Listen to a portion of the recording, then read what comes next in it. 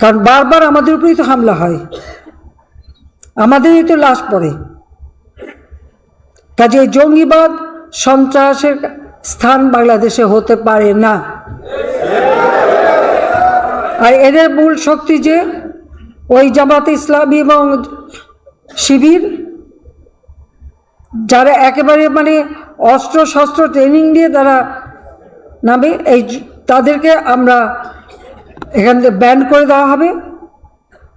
সন্ত্রাস বিরোধী যে আইন 2009, সেই আইনের 18 ধারা অনুযায়ী এদেরকে ব্যান করে দেওয়া।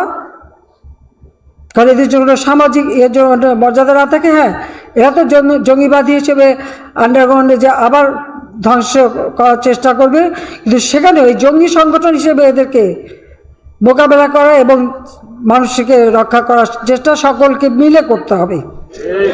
কারণ বাংলার মাটিতে জঙ্গির ঠাঁই হবে না। সেইভাবে আমাদের সবাইকে সজাগ থাকতে হবে। আমি দেশবাসীকে সেই সজাগ থাকতে চাই এবং তাদের আমি সহযোগিতা চাই। তাই আমি দেশের মানুষের সহযোগিতা চাই। আমি জানি বারবার আঘাত আসবে, আমি পরোয়া করি না। আল্লাহ জীবন দিয়েছে, একদিন নিয়ে যাবে, কিন্তু যেখানে মানুষের জন্য কল্যাণের কাজ, সে কল্যাণের কাজ আমরা করেই যাব। আজকে 1 আগস্ট, এই মাসটাই খুব কষ্টের। জাতির পিতা তার রক্ত দিয়ে রক্ত ঋণ শোধ করে গেছেন। আমরা এই 15 আগস্টের পর থেকেই, যখন থেকে রাজনীতি চালু হয়েছে, আমরা এই 15 আগস্ট উপলক্ষে রক্তদান কর্মসূচি হাতে নিয়েছি এবং আমাদের এক একটা কর্মসূচিতে আমরা এক একটা আমাদের সহযোগী সংগঠকের দায়িত্ব দিই। কৃষক লীগের উপরই দায়িত্ব। তাই 1 আগস্ট রক্তদান কর্মসূচির মধ্য দিয়ে এই শোকের মাসের কর্মসূচি আমরা পালন করি। আমি আহ্বান জানাবো আমাদের নেতাকর্মী যে যেখানে আছেন, একেবারে ইউনিয়ন পর্যায় পর্যন্ত, ইউনিয়ন, উপজেলা, জেলা, প্রতিদিন এই আগস্ট মাসে আমাদের সকল আওয়ামী লীগ এবং সহযোগী সংগঠন তাদের বিভিন্ন কর্মসূচি থাকবে।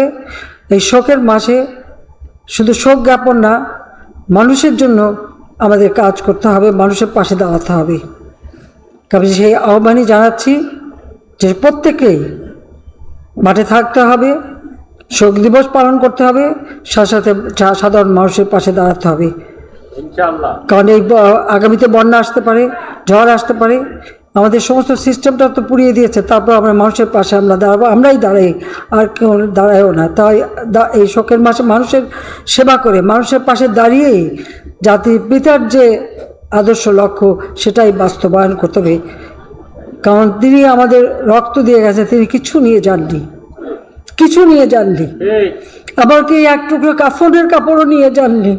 তার গরিব মানুষের জন্য ওই রেড ক্রসের মাধ্যমে যে কাপড় দিতে, সেই কাপড়ের পাড় ছিঁড়ে তারপর সেই কাফন দেওয়া হয়েছিল।